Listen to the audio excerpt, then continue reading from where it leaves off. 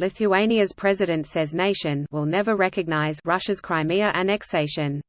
Here's a summary of the article. Lithuania's president on Monday took a firm stance against Russia's 2014 annexation of Crimea from Ukraine and the Kremlin's more recent military actions against its neighbors in Eastern Europe.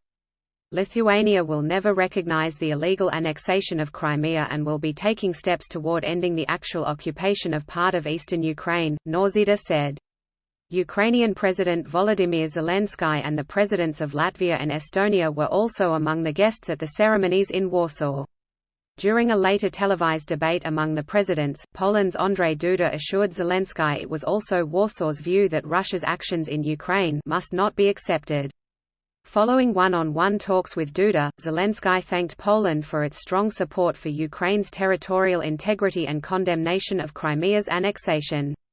During the president's debate Monday on the European Union and the pandemic, Zelensky said that Ukraine, which is aspiring to one day join the club, said it has not yet received any of the promised COVID-19 vaccines from the EU.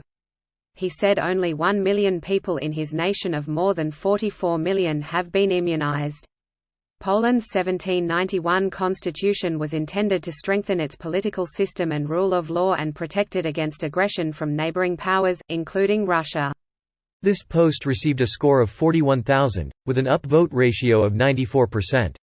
Here are the top comments in response to this article. I just love how Lithuania, and just the three Baltics in general, are as anti-Russian as you can be. Lol. They joined the EU and NATO as soon as they could. They officially see the Soviet period as an illegal occupation, and IIRC they didn't give the native Russian speakers who lived in their country's citizenship after independence, but I could be wrong on that last one.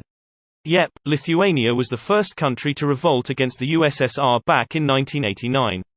When the Russians rocked up with tanks, the Prime Minister stood there, and on camera said something like, "You can come here and defend the government from these Russian tanks today, or you can stand here and protest a Russian government that you didn't elect against the same tanks tomorrow." Half the country showed up and the Russians backed down. They were used to prevent prisoners from killing themselves by bashing their own heads against the floor and walls to avoid the next torture session. Yes, such an interesting and depressing place. Learning about the forced deportations and that there were still gulags up into the 80s. You can bet the farm there are still gulags, perhaps going by a new name. Lithuanian on a roll lately, really not giving a shit what anyone thinks. Wonder if they will be able to get a serious EU-wide action. Greater than Lithuanian on a roll lately. No, they were saying that they are afraid that Russia is going to conquer them since the beginning of the 90s. That is the reason they've joined NATO as soon as possible.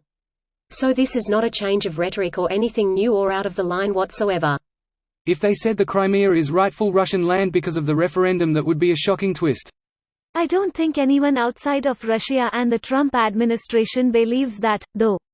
15 UN members, not the most reputable countries though.